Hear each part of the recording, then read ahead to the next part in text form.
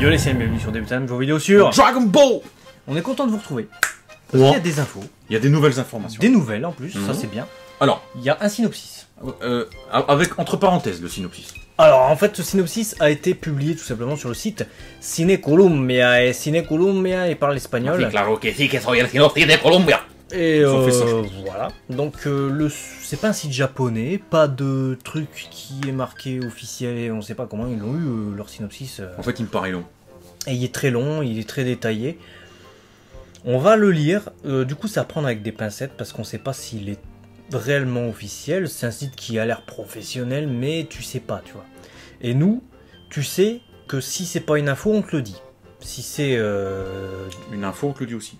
Et là, on va prendre une traduction qui a été faite par nos confrères de Dragon Ball Super France, qui nous fait donc le résumé en français, espagnol, française, tout ça. Nous, tu sais qu'on enregistre le lundi, donc j'ai pas eu le temps de m'occuper de ça. Et donc, on va voir ce que nous dit ce synopsis, qui commence très mal, puisque dès le premier mot, il y a un gros problème. On nous dit il y a 41 ans. Alors, il y a 41 ans, le roi de la planète Vegeta a eu un enfant. J'ai envie de te dire non. J'ai envie de te dire non. Excuse-moi, si tu connais Dragon Ball, c'est fini. Non mais, faut arrêter. Regarde. 41 de quoi? Je veux dire non, il a pas 41 ans, Vegeta de l'espace. Je suis désolé. Déjà, l'arc Majin Buu, il avait déjà 43 ans. Donc ça me paraît compliqué qu'il ait 41 ans après la mort de Majin Buu, tu vois. C'est chaud. Tu m'expliqueras comment il a 41 ans. Parce que Goku avait 37 ans, hein, déjà. Voilà, on a les âges. 25e Tenkaichi Budokai, Goku 37. Vegeta 42. Voilà. Donc là, on est au 25e. Voilà. On est au 25e. Donc il y a 41 ans, il a un fils, sachant que on n'est plus à l'âge 774, puisque au moment où on se parle, on est au minimum à l'âge 779 où il y a eu la résurrection de F. Au minimum. Au minimum. Normalement, âge 780, tournoi du pouvoir, voilà. Un an après. Parce que vous n'êtes pas sans savoir que Pan et Bra sont nés. La naissance de Pan et Bra, je suis désolé, c'est bien dans ces eaux-là. Donc déjà, il y a un gros problème. On a un gros problème parce que là, Vegeta est au minimum obligé d'avoir 47-48 ans dans ces eaux-là. Donc il y a 41 ans, le roi de la planète Vegeta a eu un enfant? Non. Non. Ou alors c'est un autre. Mais c'est pas lui. C'est le grand frère de Vegeta. Arrête, ils vont faire des théories, ils vont faire ah ouais, en fait ça a été révélé que le grand frère. Ouais, en fait il est mort, il en a fait un deuxième. Non. C'est juste de la merde, c'est une erreur. Et si jamais ça c'est le synopsis officiel, et j'ai vu personne le relever, ça m'inquiète beaucoup, je suppose qu'il y en a qui l'ont quand même fait, mais sur les premières infos que j'ai vues aujourd'hui, là, quand j'ai mis de côté la page pour dire on va faire une vidéo, j'ai vu personne dire ah bah c'est bizarre, 41 ans ça colle pas. Pour moi ça c'est le même coup que 38 ans de Bulma dans Battle of God, ça n'a aucun sens. C'est le mec ne connaît pas la chronologie, celui qui a résumé ce synopsis. Commence bien. On est mal, tu vois. Alors, passons ce fait. On va continuer.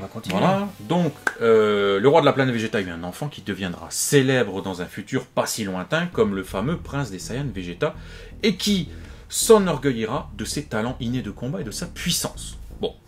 Dans le même temps, son loyal bras droit militaire, Parakas, a eu le bonheur de lui aussi avoir un enfant Broly, qui possède une puissance inhabituelle, même supérieure à celle de Vegeta. Donc on nous dit dans le même temps.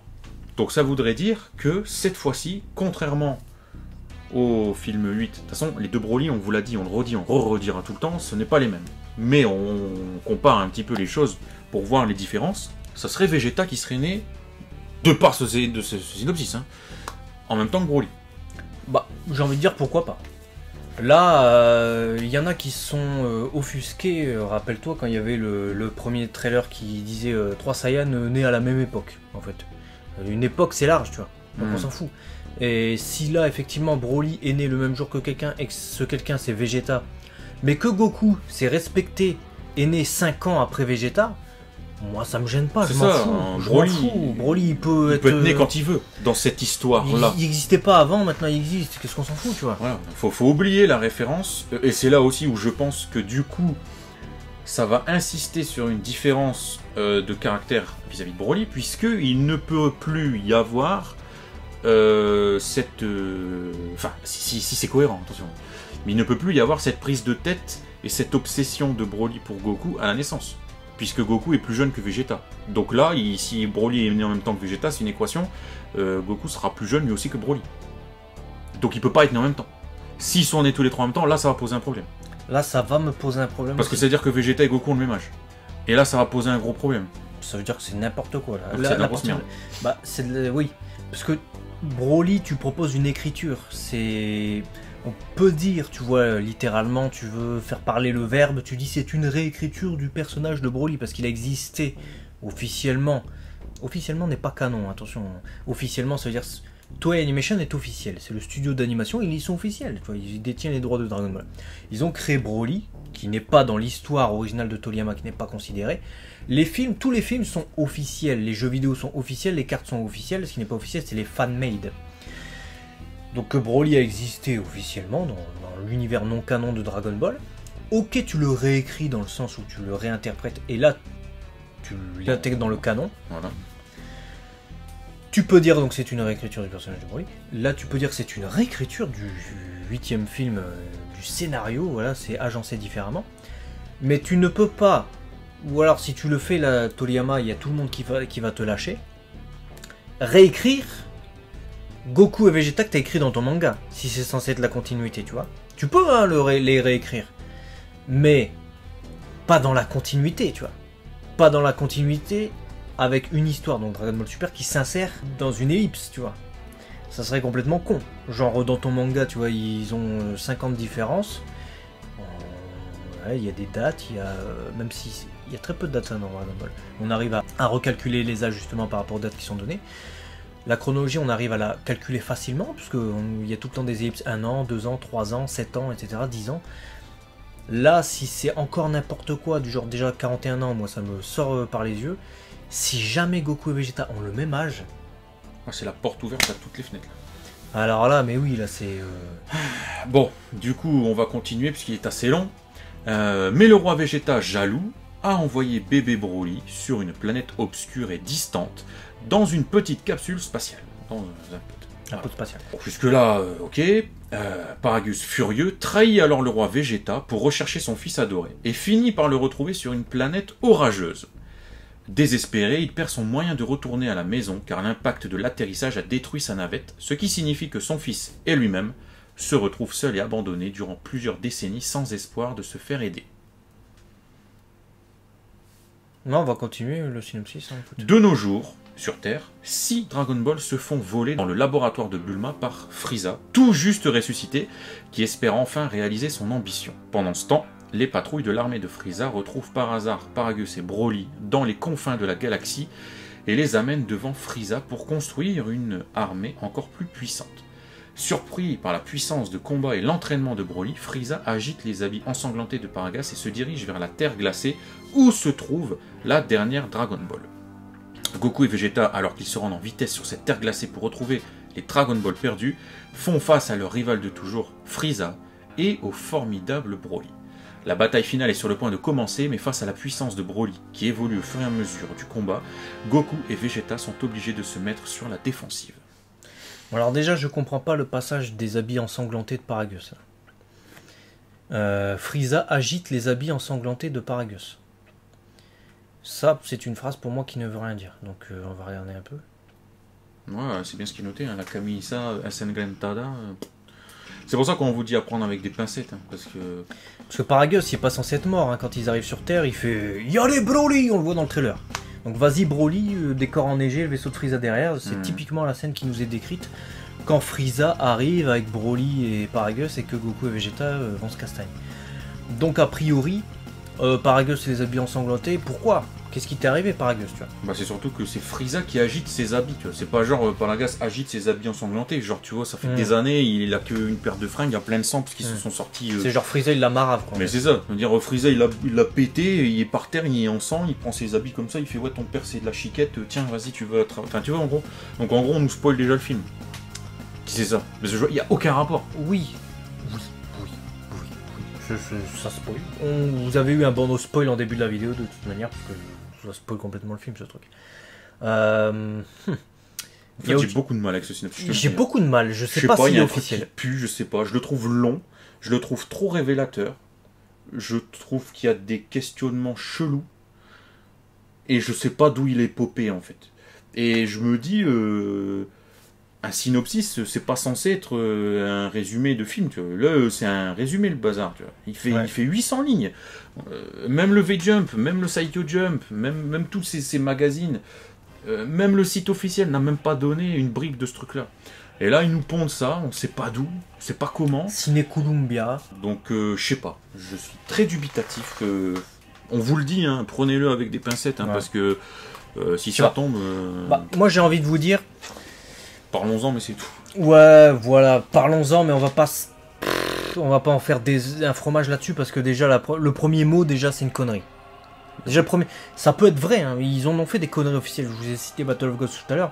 Mais si déjà tu commences par il y a 41 ans, alors que c'est pas ça du tout, déjà il a 42 ans Vegeta durant l'arc Majin Buu, même au pire des cas tu dis qu'il a 41 ans parce que salle de l'esprit du temps, toutes ces merdes, ben il y a quand même 4 ans après qui sont passés et après encore un an, hein. Donc déjà ça va pas, ça marche pas. Et ensuite tous les trucs sont dans le trailer. Je veux dire toute la première partie est dans le trailer. Donc tu peux broder, tu peux inventer ça. Et ensuite la deuxième partie, là oui.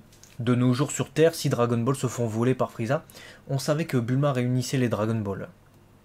Là, on part sur Frieza qui aurait dérobé les Dragon Ball que Bulma aurait déjà réunis.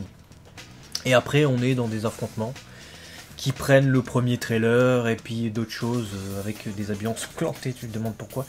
Du coup, je sais pas. Ça peut être vrai, comme ça peut être du caca, mais en tout cas, nous, nos avis pour l'instant, si ça c'est le synopsis du film, Bah, ça sent pas bon, hein. Ça serait du classicole, quoi. Bah ça sent pas bon, parce que tout est, en fait, tout est bateau, ouais, tout est attendu. J'allais dire c'est tout ce qu'on a dit tout est dans parvenu, tu vois. Ouais, enfin, tu vois le bazar. Alors, ils sont en même temps. Ils sont opposés. Ah bah il y en a un, il est chassé. Ah bah il peut plus revenir. Ah bah comme par hasard, il peut plus revenir. Il est coincé. Mais c'est que des trucs qu'on a vu dans le trailer en plus. Alors que, et puis tu vois, ça me dérange. Ils sont bloqués sur la planète. Bon, soit. Si t'as vu le film 8.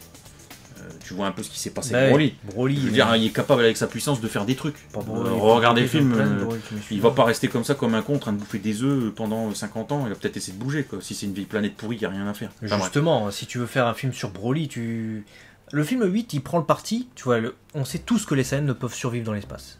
Ils peuvent pas survivre, c'est pas Frieza les Saiyans. Et ben justement, le film 8 prend le parti de nous montrer que le légendaire Super Saiyan, lui, il est pas comme les Saiyans. Il est autre chose qu'un Saiyan lambda. Et que, à peine né, il avait quelques jours, je sais pas combien il est resté dans sa décharge là, il pouvait justement survivre dans l'espace en s'entourant d'un dôme d'énergie protectrice et errer comme ça avec son père. C'était un truc déjà, on nous faisait comprendre que bébé c'était le légendaire Super Saiyan. Et là, on nous ferait un film sur ce Saiyan qui serait exceptionnel, qui serait le plus puissant de tous, mais non, il n'aurait pas un truc exceptionnel. Tu vois. Il serait plus puissant que celui du film 8, de très très loin. Ah ouais, bah oui, s'il rivalisait avec un dieu. Il serait moins puissant dans sa capacité à faire des choses. Donc il serait pas capable de s'échapper d'une planète. Tu vois.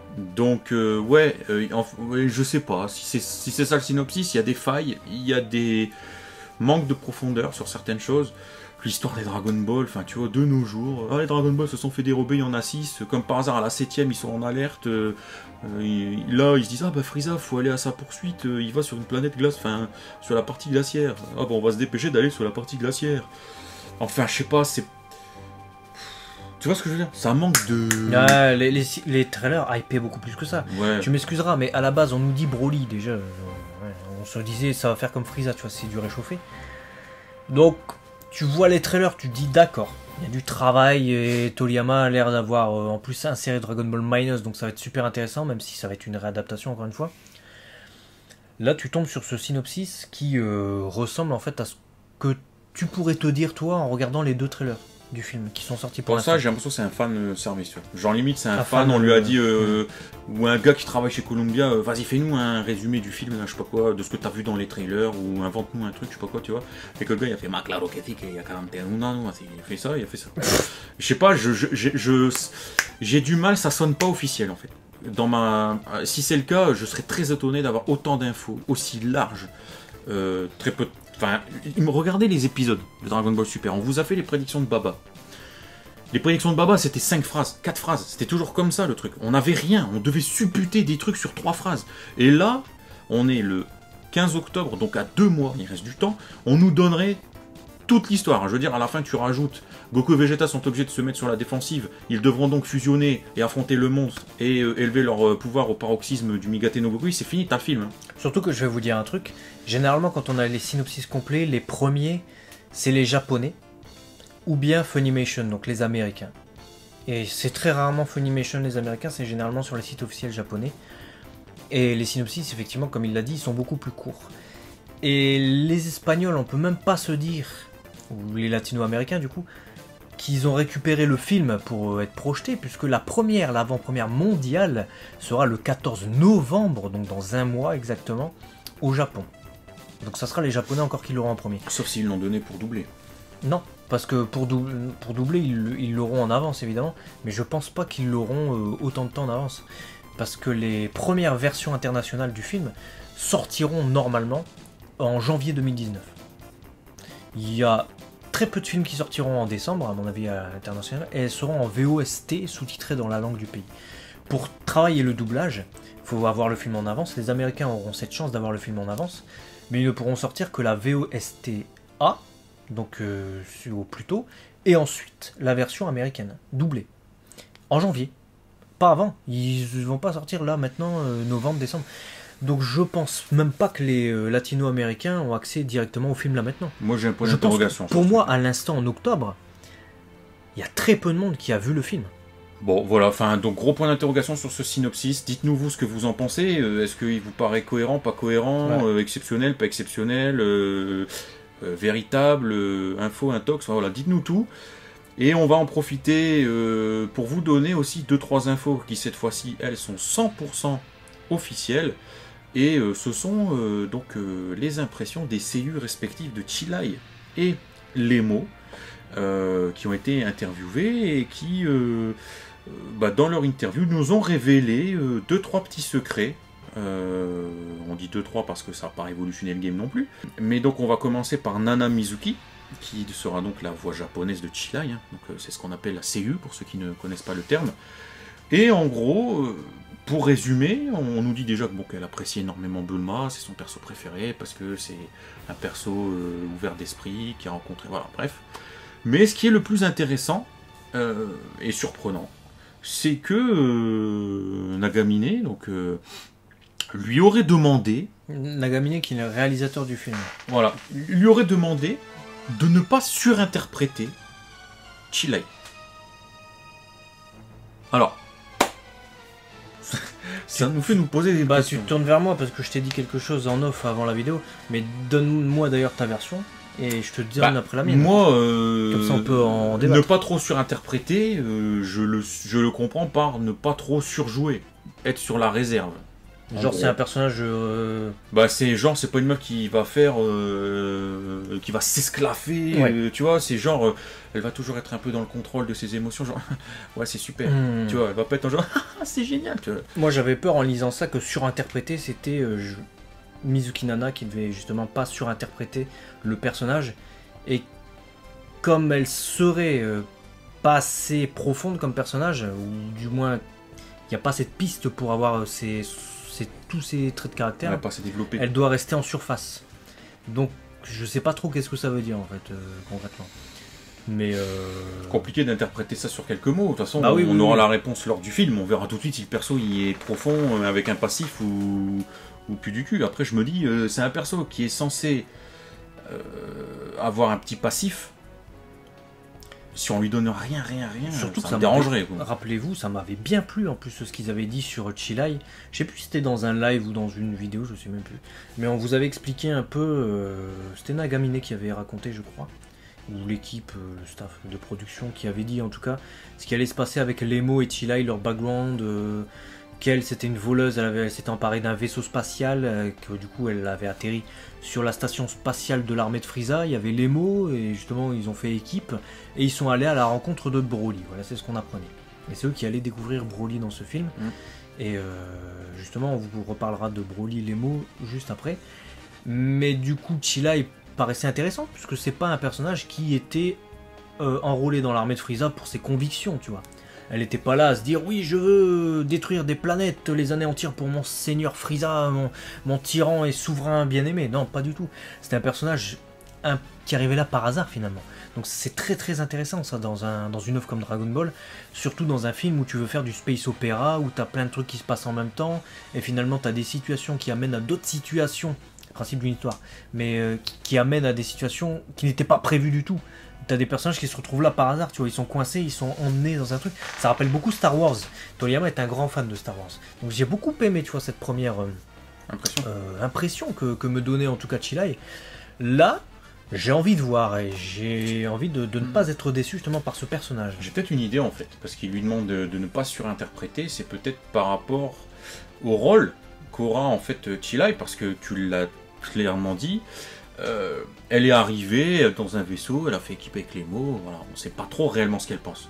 Est-ce qu'elle a saisi l'opportunité d'être intégrée dans un bataillon, dans quelque chose, mais n'a jamais réellement exprimé ce qu'elle ressent profondément? Est-ce qu'elle est d'accord avec ce que Frieza, Tachi, donc toute l'équipe de Frieza font quotidiennement? Est-ce qu'elle partage les points de vue ou pas? Peut-être que c'est, tu vois, c'est ça, c'est dit, voilà, montre quelqu'un platonique sur la réserve, on ne sait pas trop ce qu'elle pense, pour que si retournement de veste il y a, à un moment donné, ça soit pas étonnant. Tu vois, de se dire, bah, en fait, on n'a jamais su réellement ce qu'elle pensait depuis le début, elle était tellement énigmatique que c'est pas étonnant.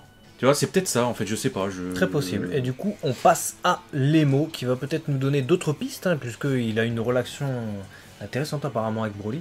Et c'est donc Tomokazu Sugita, son seiyuu, qui n'est autre que le seiyuu de Gintoki dans Gintama, et de Katakuri dans One Piece, pour ceux qui découvrent One Piece actuellement. Et ça commence fort, parce que sur le site officiel, justement, la dernière scène du film nous ferait dire Goku, enfin. Pas enfin, c'est Goku enfin, genre il y a quelque chose qui va se passer. Quoi l'apothéose Je vous ai dit, on est sur une vidéo spoil, hein, là, et ça se trouve, ils viennent nous spoiler que Goku il va atteindre enfin le Migate no Gokui achevé, tu vois. Parce que... Bah c'est pas Gogeta enfin, c'est Goku enfin, Goku dernière phrase du film. Dernière scène du film nous ferait dire Goku enfin. De toute façon, je vais vous dire pour moi, même s'il y a Gogeta dans le film, c'est pas lui qui va achever le Broly. Non, moi non plus, je pense que ça sera commercial. Les fusions à chaque fois, elle rate tout le temps. Ça c'est à 8000% s'il y a la fusion, vous êtes sûr et certain, c'est sûr, c'est pas lui. Et là, il y a quelqu'un évidemment qui va se dire les fusions, elle rate, mais non, il y a Gogeta dans le film 12. Les fusions canon, on rate à chaque fois. Les fusions non canon, il y a Gogeta du film 12 et il y a Gogeta de Dragon Ball GT. Dragon Ball GT, il a aussi foiré, et film 12, bah...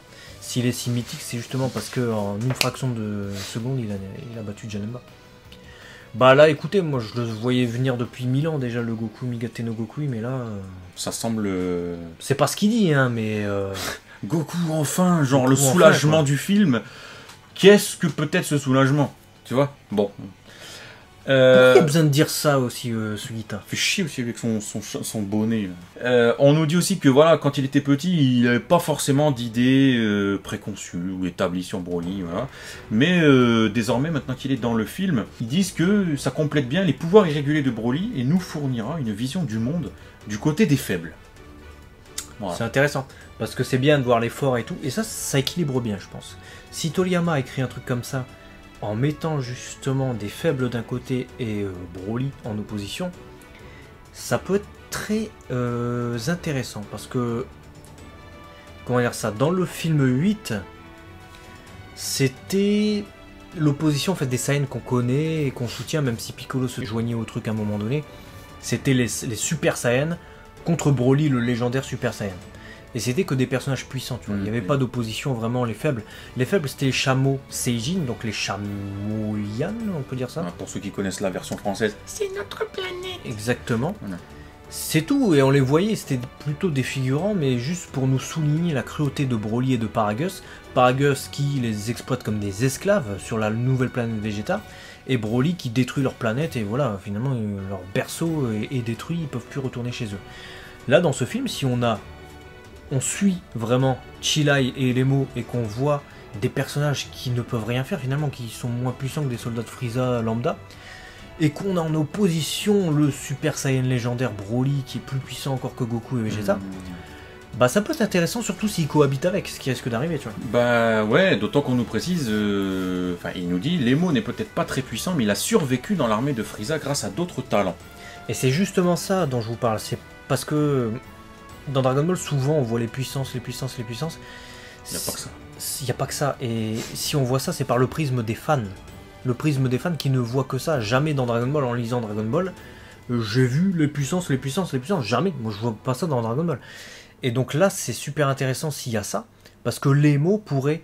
Par exemple, je dis n'importe quoi, tu prends une scène lambda, imagine Broly, voilà, il se passe un truc avec lui, et les mots peut lui être d'une quelconque aide, ou peut lui apporter quelque chose intellectuellement, sur le plan de la pratique, sur le plan de l'expérience, ou je sais pas quoi, et ben les mots sera supérieur à Broly, sur ce passage-là, tu vois. Comme quoi, il n'y a pas que la puissance qui compte. Et alors que les mots est faible, comme on vient de le dire. Et là, c'est super intéressant, et ce serait un beau message aussi. Ça voudrait dire aussi, bah Dragon Ball, oui, c'est ça, c'est pas que la puissance le plus fort, Broly le plus fort, Broly Barak et tout. Ça serait génial. Et c'est sympa aussi parce que on vous disait souvent, notamment quand on parlait de Goten et Trunks, quand on vous disait, ouais, il reste jeune, il reste enfant, c'est pour que les enfants puissent se sentir proches du personnage, etc. On a un peu cette chose-là, parce que Sugita nous dit que les mots peut être appliqués à la société moderne. Les pères qui regardent le film vont sûrement plus se sentir proches de Lemo, alors que leurs enfants, certainement plus de Chilai. Donc tu vois, comme quoi il y a aussi le personnage qui va être construit d'une certaine manière pour que nous humains, enfin faibles, entre guillemets, on puisse limite plus se rapprocher de quelqu'un comme Lemo dans une situation pareille que d'un monstre comme Broly, tu vois. Lemo qui agit donc comme un père et Chilai comme une enfant, ça c'est bizarre par rapport à ce qu'on avait d'elle dans les premiers trucs. Mais après, Lemo est plus vieux. Lemo est plus vieux, c'est ça, il va se comporter vraiment plutôt comme un... C'est ça l'oncle, tu vois, le superviseur, je pense. Donc ça, il peut apporter son expérience à la fois à Chilai et à la fois aussi peut-être à Broly ou Paragus, ça va. Donc je suis curieux de voir la rencontre en fait entre ces personnages-là et Broly. Est-ce que Broly sera à part ou il y aura Paragus derrière, comme une ombre, tu sais? Ça dépend s'il a une cape ensanglantée. C'est vrai, faut pas oublier les habits ensanglantés qui sont agités. Ils sont agités.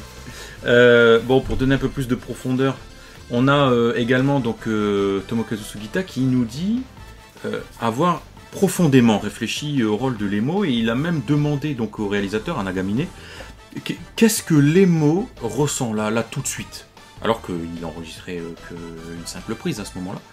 Et apparemment c'est cette envie de comprendre le personnage, d'avoir montré plusieurs styles de performance qui lui a donné le rôle en fait. C'est cette richesse d'interprétation. C'est-à-dire, tu as des auditions, des fois tu arrives et puis tu claques une voix et tu joues vraiment juste le personnage. Ils te disent, ouais, c'est good, tu vois. Lui, il a voulu essayer plusieurs degrés différents, j'ai l'impression, tu vois, plusieurs interprétations différentes. Et c'est comme ça qu'il a eu l'audition. Mais c'est un très bon seiyuu, hein, Tomokazu Sugita, justement. Il est doué pour faire beaucoup de choses, il est bon, il est drôle, il est bon pour les personnages sérieux aussi.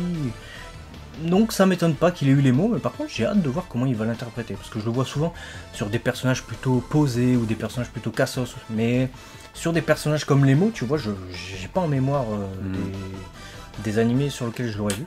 Donc je suis curieux, et qu'est-ce que ressent les mots là tout de suite? Ça veut dire que Sugita est impliqué dans la scène, et qui veut vraiment le jouer juste.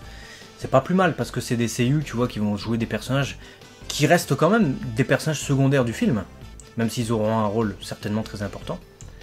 Et ça veut dire que ces guests, parce que c'est des putains de seiyuu, ils veulent saisir le personnage et le jouer correctement. On n'aura pas des personnages qui seront joués n'importe comment, un peu comme dans Battle of Gods avec l'intervention de Matsumoto, par exemple. Voilà, la judoka qui était intervenue pour faire Capsule Corporation, mais qu'est-ce qu'il fout, blablabla, c'était de la merde. Voilà, quelle horreur. Des trucs comme ça. Si tu nous écoutes, bah on te salue pas. Matsumoto-san, on est désolé, mais... Moi j'étais en train de dire, si tu me regardes, on te salue pas, et lui il fait... Je suis désolé. Bah, elle est meilleure en judo qu'en doublage. Et du coup, on a un fait intéressant, surprenant, vous allez voir, où à un moment donné, Sugita revient sur la façon dont Frieza dirige donc son organisation, et il nous dit... C'est de la méritocratie. C'est-à-dire, en gros, il n'est pas si mauvais chef que ça, c'est au mérite, etc. Et il nous compare Frieza à Cell. Qu'est-ce qu'il vient foutre Cell dans ce truc-là? C'est lui, il fait ce qu'il veut. Où il nous dit que, pour lui, justement, Cell, c'est limite un vaurien, que c'est de la violence irrationnelle, en forçant les autres à être absorbés, etc. Machin. Mais pour autant, il aime un petit peu ce côté, justement, de Cell, et il aime également la façon irréelle dont Cell glisse alors qu'il se tenait droit dans Super Butoden. Il se demande du coup ce qui aurait pu se passer si Cell faisait face à Broly. Bah dites-nous qu'est-ce que vous en pensez. Moi je suis curieux en fait, beaucoup plus par les mots et Chilai que par ce synopsis et le rôle de Broly. Pas les coups du synopsis. Mais en fait je n'y crois, j'ai du mal à y croire. C'est comme quand tu reçois un mail à guicheur d'un truc qui tu dis putain ça a l'air bien. Mais tu le lis et puis tu dis il y a un truc, Et ben là, je sais pas, j'ai le synopsis, je me dis, il y a un truc, je sais pas quoi. Peut-être qu'en fait non, mais je sais pas. Il est peut-être pas faux le synopsis, mais en tout cas, c'est sûr qu'il est pas ouf, hein. Ouais, c'est peut-être ça. Ça, on va pas se mentir. En fait. Bah déjà, il commence très mal et puis il finit très mal. Donc peut-être en fait parce qu'il pue en fait. C'est peut-être qu'il pue en fait. Peut-être qu'il pue du cul en fait que ça. Et bizarrement, toutes les phrases à chaque fois qu'il nous tisse sur Chilai, les mots, les trucs qui font très space opéra et le liant, les relations entre les personnages, c'est beaucoup plus riche que ce synopsis. C'est quand même plus intéressant de ça que de nous dire ouais machin il est venu après des Dragon Ball il est parti. Ils vont se bagarrer dans la neige. Oh là là, t'as un trait qui est tracé, ouais, on s'engouffre dans la facilité. Non. Si tu veux me faire ce que tu m'as promis, toi, tu as dit quoi? Tu voulais faire de ce 20e film le meilleur de tous les films. Moi c'est toi il m'a dit. Moi ils m'ont dit ça. Toi il m'a dit, tu m'as dit ça. Il m'a dit ça. Bah fais. Mais ça commence par un scénario béton. Si ton space opéra c'est juste parce que la façon dont tu as réalisé en CGI tes vaisseaux, c'est beau. Non. Non. Voilà. J'avais besoin de dire ce que je ressentais au fond de mon petit cœur qui saigne. Bah écoutez, à l'heure où on enregistre là cette vidéo, toujours pas de date de sortie pour la France, mais le film est annoncé dans 90 pays. Ça a été annoncé à la télévision japonaise.